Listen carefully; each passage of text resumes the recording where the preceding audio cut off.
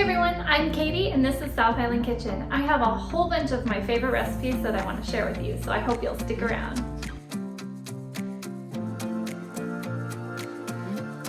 Hey everyone, this is Katie. Welcome back to my channel. So I have a twist for you on a traditional porcupine meatball. We're not going to be using the normal tomato sauce for this particular recipe. These are actually going to be a Chinese style porcupine meatball.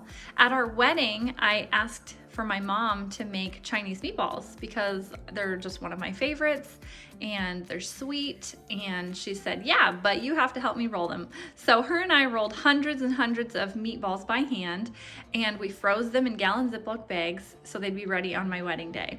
Anyway, she's an amazing cook, so we got the meatballs all done and they were perfect at the wedding. But tonight we're gonna change it up just a little, and we're going to put rice in the meatballs just to bulk them up a little bit. So these are still gonna be Chinese meatballs, but they are going to be porcupine Chinese meatballs, and I'm gonna show you step by step how to make them. Another thing to note is that on my videos, I want you to know this in case you don't already, on my videos I always include the ingredient list in the description box below.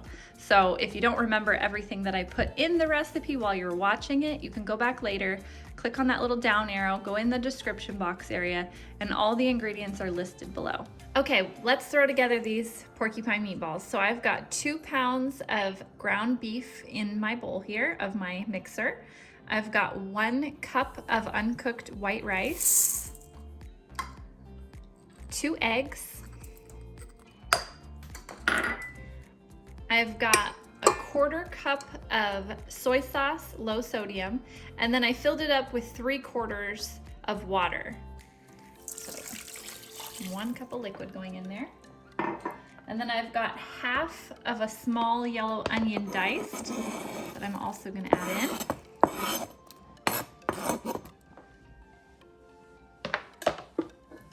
Now I'm going to attach my paddle, and we're gonna mix up these meatballs.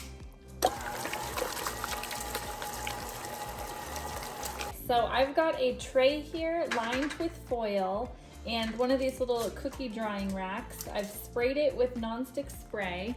Now I'm going to take a cookie scooper and I'm gonna make my little meatballs here.